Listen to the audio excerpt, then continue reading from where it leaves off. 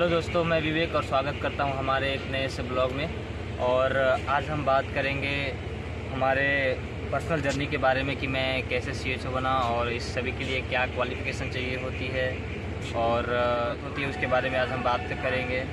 चलिए तो ठीक है, आगे बिना टाइम वेस्ट किए बातें करते हैं। जैसा कि आपको मालूम है कि कोई भी जॉब या फिर किसी भी काम के लिए एजुकेशन सबसे ज़्यादा ज़रूरी होता है।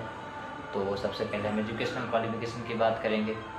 तो सबसे पहले हम देखेंगे कि अगर आप 10th में हैं, जो कोई 10th के बच्चे देख रहे हैं या 12th के बच्चे देख रहे हैं, तो 10th के बच्चों के लिए सबसे पहले 10th का बोर्ड देना होगा और उन्हें फिर 12th का बोर्ड देना होगा। और 12th देने के लिए उनका जो स्ट्रीम होना चाहिए वो बायो होना चाहिए, तभी आप नर्सिंग में एडमिशन ले सकते हैं। और नर्सिंग में एडमिशन तो आपको प्राइवेट और गवर्नमेंट दोनों भी कॉलेज मिलेंगे। आपके चॉइस के ऊपर, अगर आप थोड़ा अच्छे पढ़ते हैं तो आपको गवर्नमेंट कॉलेज में मिल जाएंगे। उसके लिए एग्ज़ाम्स होती है, आप एग्ज़ाम्स दीजिए, एंट्रेंस एग्ज़ाम होती है और उसके थ्रू आप जा सकते हैं। और जैसे ही आपका नर्सिंग में डिग्री या डिप्लोमा कंप्लीट होगा, तो अगर डिग्री कंप्लीट होगा तो आपको इसके साथ में CCH mid level health care provider का एक कोर्स होता है, उसका सर्टिफिकेट प्लस में मिलेगा।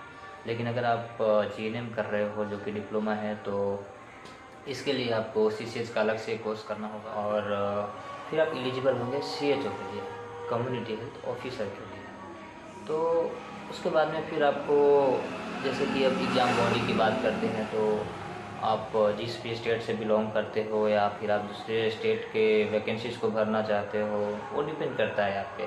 क्योंकि अगर आप दूसरे स्टेट की वैकेंसीज़ को भरोगे तो यूआर कैटेगरी में आओगे, दैट इज़ अनरिजर्व कैटेगरी। और अगर अपने स्टेट में भरोगे तो फिर आपको रिजर्वेशन मिलेगी, तो ये एक जैसे प्रायोरिटी मिलेगी आपको, तो ये एक अच्छी बात हो जाती है। तो आप अपने स्टेट में आने वाले वैकेंसीज़ का वेट कीजिए और अगर वैकेंसीज आती है तो भरिए। और जैसे ही वैकेंसी आती है उसके साथ में आपका जो एग्ज़ाम बॉडी होगा वो आपको एक सिलेबस देगा कि आपको इस एग्ज़ाम के लिए इतना कुछ पढ़ना है। जैसे कि उसमें कुछ नर्सिंग के टॉपिक होंगे, कुछ एक्सटर्नल जैसे कि हमारे लिए था नर्सिंग के टॉपिक था, और GK GS भी था, मैथ भी थे उसमें और रीजनिंग भी थे। तो और साथ में कंप्यूटर के भी क्वेश्चन थे, तो हमने सॉल्व किए थे कुछ क्वेश्चंस, तो ही हमें मेरिट में लिया गया है।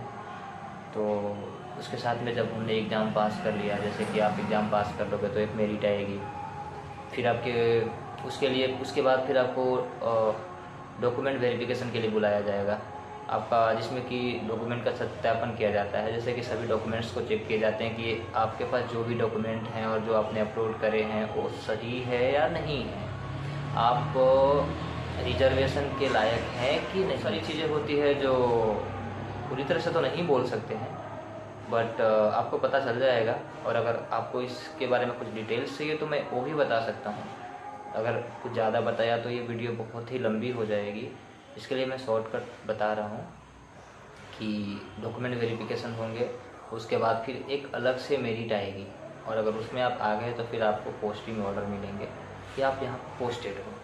तो चलिए ठीक है, इसी के साथ आप अब अपनी वीडियो को समाप्त करते हैं। और अगर आपको कुछ ज़्यादा डाउट हो, कुछ भी क्वेरी हो, तो आप कमेंट डाउन करें, ठीक है। कमेंट में लिखे क्या दिक्कत जानने हो, इसके बारे में कुछ डिटेल्स जानना हो तो आप हमसे कांटेक्ट करें।